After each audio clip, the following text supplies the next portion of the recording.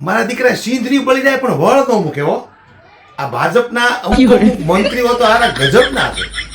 રાજીનામું આપી દીધું, સિંધરી આખી બળી ગઈ તો મારું બેટું હજી વળ નથી મૂકતું. બોલો, ઈ ધર્મેન્દ્ર પ્રધાન એમ કહે છે કે જેનજીઓને ગેરમાર્ગે દોરવામાં આવ્યા એટલે મારે રાજીનામું આપવું પડ્યું.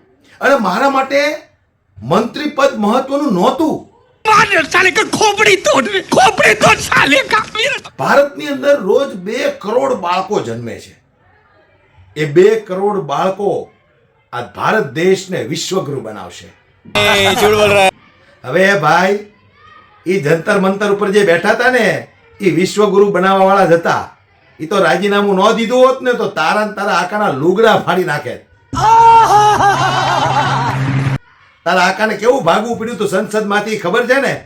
મારા દીકરા બધા માથે હાથ રાખે. બોલો, હવે મંત્રી પદમાંથી રાજીનામું આપી દીધું છે, નવરો થઈ ગયો તો રિક્ષા લઈ લે ભાડા ચાલુ કરી દે.